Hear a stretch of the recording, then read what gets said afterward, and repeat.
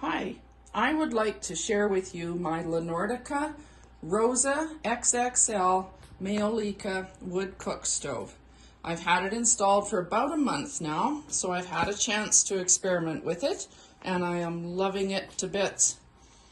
The tile on the sides is very beautiful. It seems to be getting a bit deeper burgundy than it was. That could be my imagination, but those are nice.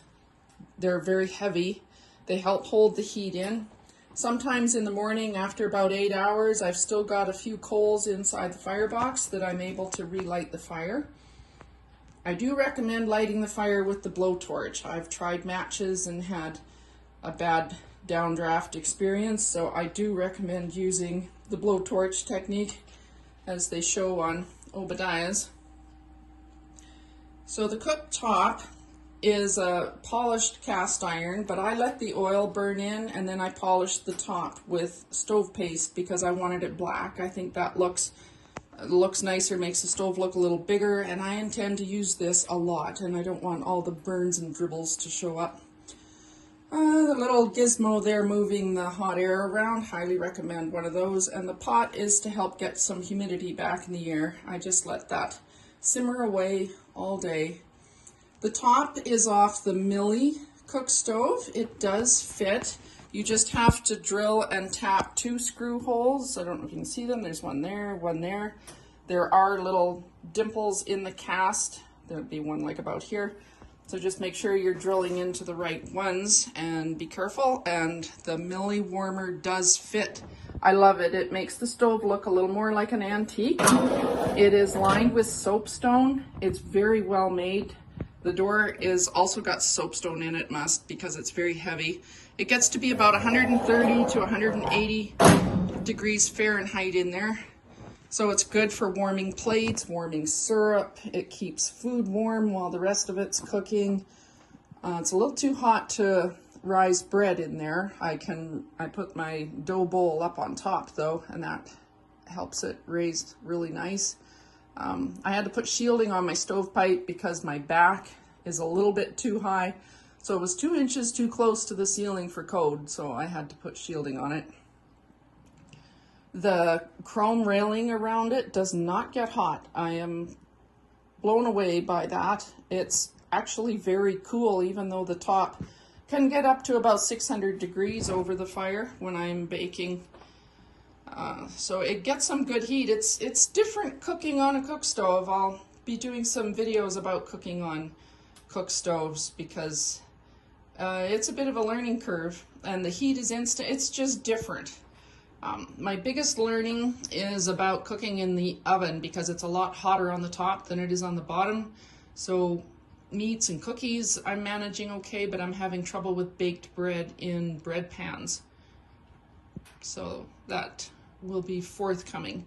I've got a black poplar and elm wood fire on its way down here. And good sized logs like that fire probably will last about 2 hours before I can need to put more wood into it.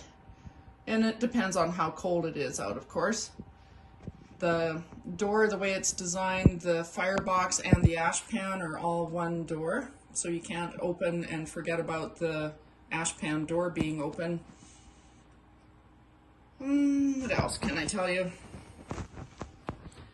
The drawer here is very well made. It's nice and heavy. It rolls well. They didn't cheap out on this stove. It's really well made. The racks are also really nice. We'll get to those, but I wouldn't put kindling in here. There's some places said put kindling, you could keep your kindling. I wouldn't, because when I've had the firebox super full of embers while I was baking, I have had chunks fall out and hot embers fall in the drawer, so don't put anything flammable in there. On the oven, my thermometer has metric and imperial markings on it.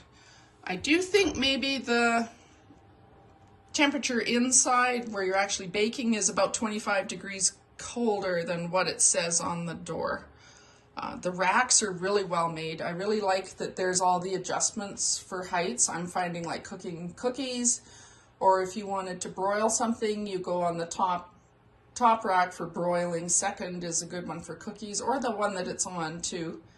Again, bread is, I've been experimenting with different things and haven't satisfactorily figured that out yet.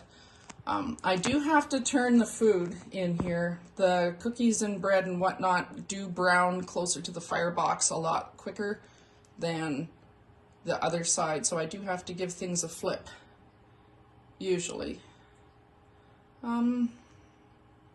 There's a very heavy, almost like broiler pan comes with the stove. It's very heavy steel and it's well enameled, so I haven't got it in there. And I bought the second rack to come with my stove too, so you can get 2 racks on there. And I can't really think of anything else to share with you. The fire is almost mesmerizing. I find it a great stress reliever to just sit with it in the evening. I just sit, this stove took over my dining room, so I no longer have a dining room. And I just made it into a end of the kitchen / sitting area. So I have my cart there to use as a countertop, and then I have a couple of chairs here so we can sit by the fire in the evening and just enjoy its warmth. And it's very calming to look and watch the fire. I think there's something very primal from eons of time where we had fire for safety and heat and for cooking, and that triggers something in you. So all of us really enjoy just sitting with the fire and enjoying its heat and warmth. I have a 1,700 square foot home, and this thing will heat the whole house. I did have an opportunity to run it when it was 20 below, and it still heated the house. And if I ran the furnace fan, it also kept my attached garage from freezing. I live in a 2-story home, so the heat did travel up the stairs okay. And I'm really happy with that. When I had it installed and I saw the size of the firebox, I'm like, I don't know if I got a big enough one. But it works. It works really well, and it's beautiful, and I love it.